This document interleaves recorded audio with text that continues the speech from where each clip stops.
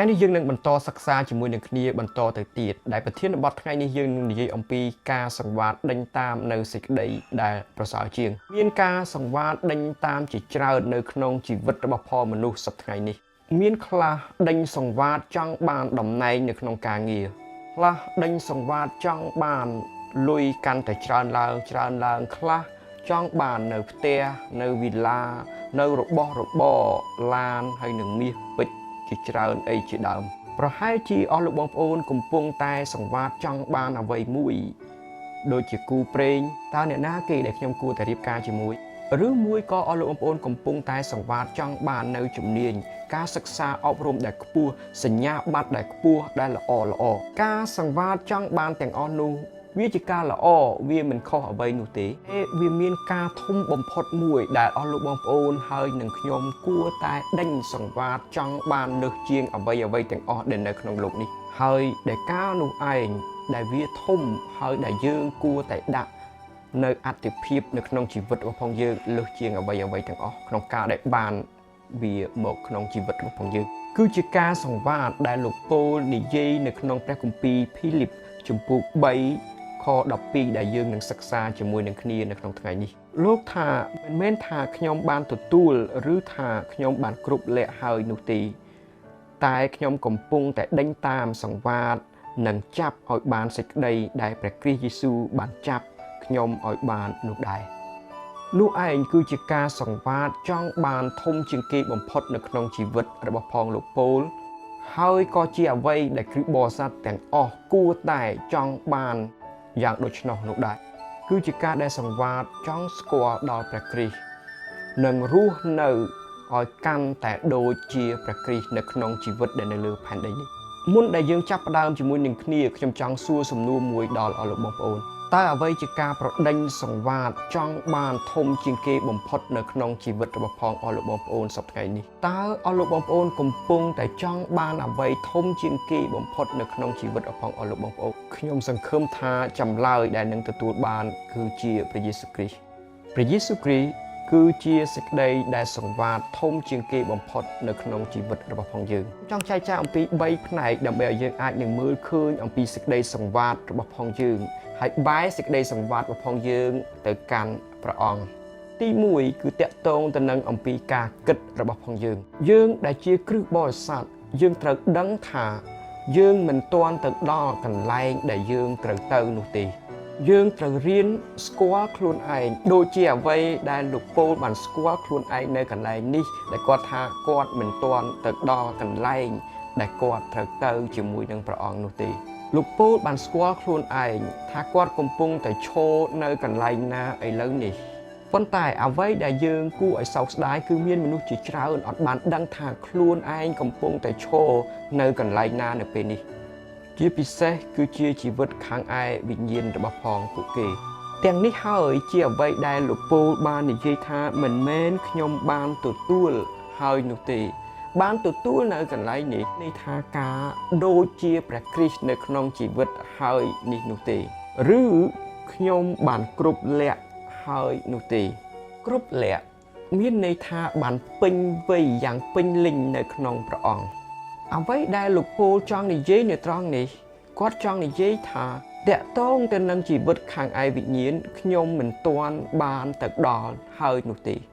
គាត់ថាខ្ញុំត្រូវការរីកធំធាត់ជាច្រើនទៀតនៅក្នុងជីវិតខាងឯវិញ្ញាណរបស់ផងខ្ញុំរាល់ថ្ងៃ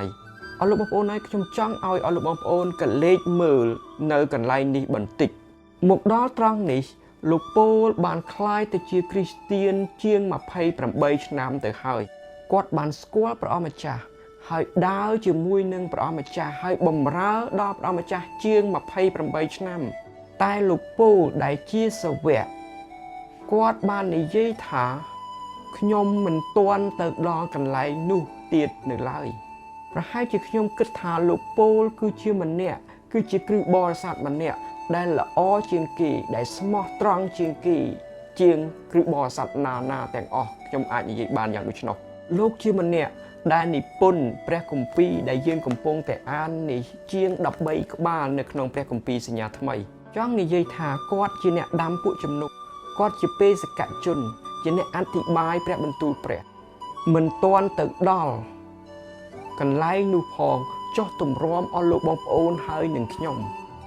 គិតថាយើងប្រហែលជានៅកាន់តែឆ្ងាយជាងកន្លែងនោះទៅទៀតនោះឯងគឺជាគោលគំនិតដែលអស់លោកបងប្អូនហើយនឹងខ្ញុំត្រូវចាប់ដើមគិតចេញអំពីកន្លែងនោះទៅត្រូវដឹងថាយើងមិនទាន់សូម្បីតែបន្តិចក្នុងការដែលចូលទៅកាន់ភាពដូចជាព្រះគ្រីស្ទនោះទេទី2តកតងទៅនឹងអំពីការដេញសង្វាតយើងមើលនៅខបន្តទៅទៀតដែលលោកពោលថាតែខ្ញុំកំពុងតែដេញតាមសង្វាតនិងចាប់ឲ្យបានសេចក្តីដែលព្រះគ្រីស្ទយេស៊ូវចាប់ដល់ខ្ញុំអរលោកបងប្អូនហើយខ្ញុំចង់ប្រាប់ដល់អរលោកបងប្អូនថាទេវសាស្ត្ររបស់ផងលោកពោលមិនមែនជាទេវសាស្ត្រនៃការដែលអ្វីស្រេចតែនឹងព្រះនោះទេដែលពេលខ្លះខ្ញុំស្ដាយដែលគឺបរិស័ទជាច្រើនសប្តាហ៍ថ្ងៃនេះក្រោយពីការដែលជឿដល់ព្រះអង្គហើយអង្គុយចាំនេះអង្គុយចាំនោះចាំឲ្យព្រះធ្វើនេះចាំឲ្យព្រះធ្វើនោះសម្រាប់ខ្ញុំខ្លះនិយាយថាព្រះមានផែនការនេះសម្រាប់ខ្ញុំហើយព្រះមានផែនការនោះសម្រាប់ខ្ញុំហើយដូច្នេះខ្ញុំមិនត្រូវធ្វើអ្វីនោះទេតែខ្ញុំចង់ប្រាប់ថាវាមិនដូចជាយ៉ាងដូច្នោះនោះទេលោកពោលលោកចង់បង្រៀនថាយើងត្រូវតែសង្វាតដេញតាមរូបភាពដែលចេញពីកន្លែងនេះគឺជារូបភាពបង្ហាញអំពីការរត់តាមឲ្យអស់ពីកម្លាំងឲ្យអស់ពីសមត្ថភាពក្នុងការដែលយើងចូលទៅដល់ក្នុងភាពដូចជាព្រះគ្រីស្ទការខ្លាចជាគ្រឹះបរិស័ទគឺជាការដែលត្រូវមានវិន័យមានការបដិញ្ញាចិត្តទៅចំពោះព្រះគុណចំពោះការអធិដ្ឋានចំពោះការសិក្សាព្រះបន្ទូលរបស់ផងព្រះចំពោះការថ្វាយបង្គំហើយនឹងទៅចំពោះការបង្កើតសិស្សខ្ញុំចង់ចែកចាយអំពីការ4ទៀតដើម្បីឲ្យយើងអាចនឹងមើលឃើញអំពីការសង្វាតរបស់ផងយើងនៅក្នុងជីវិតរាល់ថ្ងៃរបស់ផងយើងទី1គឺជាអត្តភាពគឺជាអ្វីដែលធំជាងគេដែលយើងកំពុងតែប្រើជីវិតរបស់ផងយើងច្រើនជាងគេបំផុតនៅក្នុងជីវិតរស់នៅរបស់ផងយើងសប្តាហ៍ថ្ងៃនេះប្រហែលជាអស់លោកបងប្អូនខ្លះផ្ដោតពេលវេលាផ្ដោតអត្តភាពរបស់ផងអស់លោកបងប្អូនទៅលើការសិក្សាអប់រំទៅលើលុយទៅលើទ្រព្យសម្បត្តិវាមានច្រើនទៀតនៅក្នុងជីវិតរបស់ផងយើងតែអ្វីដែលវាគួរតែគ្រប់គ្រងនៅអត្តភាពនៅសកម្មភាពនៅគំនិតរបស់ផងយើងសប្តាហ៍ថ្ងៃនេះគួរតែជាព្រះយេស៊ូវគ្រីស្ទដូចជាអ្វីដែលព្រះយេស៊ូវព្រះអង្គបានមានបន្ទូលនៅក្នុងព្រះគម្ពីរម៉ាថាយចំពោះ6ខ33ថាចូលស្វែងរកនគរព្រះជាមុនសិននោះទើបគ្រប់ទាំងអស់នឹងបានប្រទានមកអ្នកថែមទៀតផងតើកន្លែងនោះគឺជាអត្តភាពរបស់ផងជីវិតអស់លោកបងប្អូនដែរឬទេទី2ពេញមួយជីវិតរបស់ផងយើងគួរតែជាការដែលយើងប្រដេញតាមព្រះយេស៊ូវគ្រីស្ទដរាបណាយើងរស់នៅក្នុងជីវិតនេះយើងនៅតែដេញតាមសង្វាតតាមព្រះយេស៊ូវគ្រីស្ទរហូតដល់ពេលដែលយើងបានចាកចេញពីផែនដីនេះទៅហើយយើងជួបព្រះយេស៊ូវគ្រីស្ទមុខទល់នឹងមុខទី3ការសង្វាតតាមព្រះយេស៊ូវគ្រីស្ទវាគឺជាសេចក្តីតម្រូវដែលសេចក្តីតម្រូវមានដូចជាបដិសេធខ្លួនឯងសម្រាប់កិច្ចការខាងឯសាច់ឈាមរបស់ផងខ្លួនឯងតយុទ្ធជាមួយនឹងសេចក្តីល្បួងចាកចេញអំពីអំពើអសិលធម៌ផ្សេងនៅក្នុងជីវិតថែរក្សាបំពន់សេចក្តីជំនឿរបស់ផងយើងដែលមានសប្តាហ៍នេះនិងថែទាំនៅភោគសម្បត្តិដែលព្រះបានផ្ទុកផ្ដាក់មកដល់យើងនឹងឈរឲ្យមាំមួននៅក្នុងព្រះគុណរបស់ផងព្រះពាក់គ្រឿងសឹករបស់ផងព្រះដើរនៅក្នុងជីវិតដែលត្រឹមត្រូវប្រើការអធិដ្ឋានដោយមិនផ្ដោតទៅលើភាពអាត្មានិយមសម្រាប់តែខ្លួនឯងគ្រប់ពេលវេលាទាំងអស់នោះហើយគឺជាសេចក្តីដែលគួរតែកើតឡើងនៅក្នុងជីវិតរបស់ផងគ្រិស្តបរិស័ទដែលវាអាចជួយដល់យើងក្នុងការដែលទៅកាន់នៅក្នុងជីវិតដូចជាព្រះគ្រីស្ទជាជាងការដែលយើងអង្គុយចាំមើលហើយអង្វរឲ្យព្រះធ្វើការនេះធ្វើការនោះសម្រាប់ដល់យើងជាការពិតព្រះអង្គធ្វើការប៉ុន្តែព្រះអង្គចង់ធ្វើការនៅក្នុងជីវិតរបស់ផងយើងសម្រាប់ជីវិតរបស់ផងយើងដើម្បីឲ្យយើងអាចនឹងកែប្រែហើយយើងនឹងផ្លាស់ប្ដូរនៅក្នុងជីវិតដូចជាព្រះគ្រីស្ទយេស៊ូវទី4សេចក្តីអំណរវានឹងកើតឡើងនៅក្នុងការសង្វាតចង់បានព្រះគ្រីស្ទនៅក្នុងជីវិតរបស់ផងអស់លោកបងប្អូន ដែលសេចក្តីអំណរនោះហើយដែលអ្នកដទៃអត់មើលឃើញពីបទពិសោធន៍យ៉ាងពិតប្រាកដរវាងសេចក្តីអំណរដែលព្រះទ្រង់ដាក់នៅក្នុងជីវិតអស់លោកបងប្អូនហើយនឹងខ្ញុំនៅពេលដែលយើងសង្វាតចង់ចូលទៅគៀកព្រះយេស៊ូវភាពអំណរភាពស្កប់គឺជាអ្វីដែលយើងកាន់តែចិត្តទៅហើយចិត្តទៅចំពោះអង្គព្រះយេស៊ូវការដែលស្គាល់ព្រះយេស៊ូវកាន់តែខ្លាំងជាងហើយខ្លាំងជាងនឹងរស់នៅដូចជាព្រះយេស៊ូវនោះឯងគឺជាការសង្វាតចង់បានដ៏ធំជាងគេបំផុតនៅក្នុងជីវិតគ្រីស្ទបរិស័ទខ្ញុំសូមទទូចជំរុញឲ្យអស់លោកបងប្អូនហើយរួមទាំងខ្ញុំ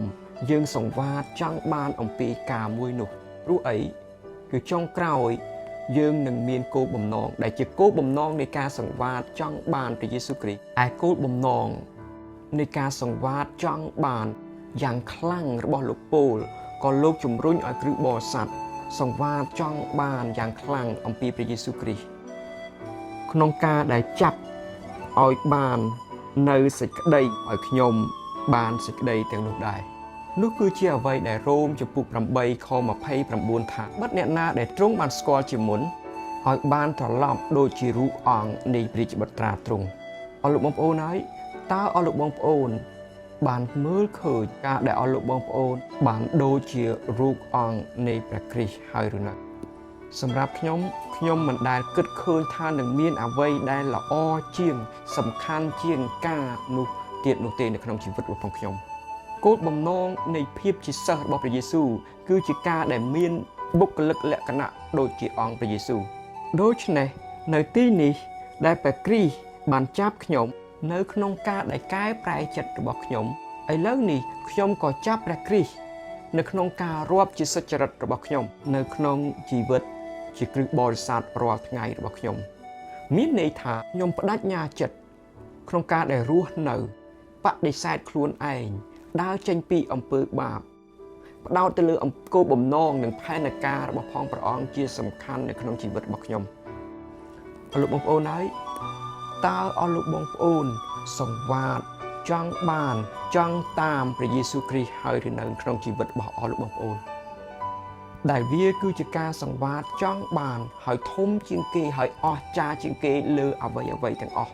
ដែលអស់លោកបងប្អូនមិនដែលជួបនៅបទពិសោធន៍យ៉ាងដូចនោះនៅក្នុងជីវិតរបស់អស់លោកបងប្អូនហើយវានឹងផ្ដល់ដល់អស់លោកបងប្អូននៅសេចក្តីអំណរនិងផលចំណេញដ៏អស្ចារ្យនៅក្នុងជីវិតរបស់លោកបងប្អូនហើយជាការសង្វាតមួយ